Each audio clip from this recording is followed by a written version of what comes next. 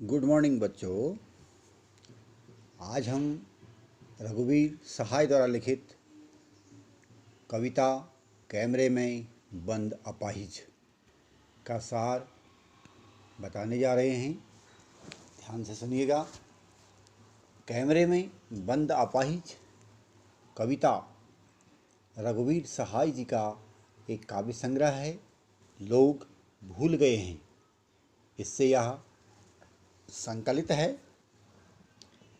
इस कविता में कवि ने मीडिया द्वारा किए जाने वाले जो गलत कार्य हैं उन कार्यों पर प्रकाश डाला है। सहाय जी ने दूरदर्शन पर सामाजिक कार्यक्रम प्रस्तुत करने वाले उन लोगों के प्रति व्यंग्य किया है जो किसी शारीरिक पीड़ा से ग्रस्त व्यक्ति की पीड़ा और संवेदना को न समझकर केवल और केवल उसका कारोबार करते हैं, अर्थात उसे एक व्यवसाय के रूप में लेते हैं। इसके अतिरिक्त वह यह कहना चाहते हैं कि मीडिया किस प्रकार से जन साधारण का शोषण करता है। शारीरिक रूप से अक्षम जो व्यक्ति है उस व्यक्ति को टेलीविज़न कैमरे के सामने किस तरह के सवाल पूछे जाएंगे तथा अपने कार्यक्रम को सफल बनाने के लिए उस व्यक्ति से जो शारीरिक रूप से अक्षम है, अपाहिज है, उससे कैसी अपेक्षा की जाएगी, उसकी संवेदनाओं से कैसे खेला जाएगा। कवि द्वारा इस बात को रेखांकित किया गया है। यह कविता प्रत्येक ऐसे व्यक्ति की ओर इशारा करती है जो दूसरों के दुख, दर्द, यातना, वेदना और उनकी भावनाओं को बेचना चाहता है।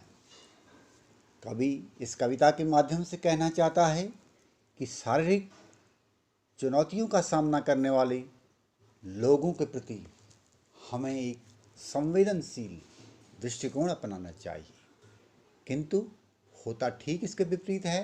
टेलीविज़न के लोग उनकी इन भावनाओं से खेल करके अपनी टीआरपी बढ़ाने के लिए, जिसे कहते हैं टेलीविज़न रेटिंग पॉइंट, दूरदर्शन कार्यक्रम जो सूचकांक होता है उसको बढ़ाने के लिए उसकी भावनाओं से खेलते हैं। और कवि क्या कहना चाहते हैं, कवि इस कविता के माध्यम से कहना चाहता है कि दूरदर्शन पर दिखाया जाने वाला जो कार्यक्रम का जो मुख्य उद्देश्य होता है केवल अपने टीवी चैनल की सूचकांक को ही बढ़ाने का उसके पीछे उद्देश्य होता है। इसके लिए अपाहिज की भावनाओं से खेलने का प्रयास किया जाता है। उसे यानी टेलीविज़न चैनल को अपाहिज के सुख दुख से कोई भी सहानुभूति नहीं है। उसे यदि केवल चाहिए तो अपनी टीआरपी यानी अपने टेलीविज़न को अधिक से अधिक लाभ, अपने टेलीविज़न चैनल को कैसे अधिक से अधिक लाभ में पहुंचाऊं, इस बात की ओर उनका ध्यान रहता है।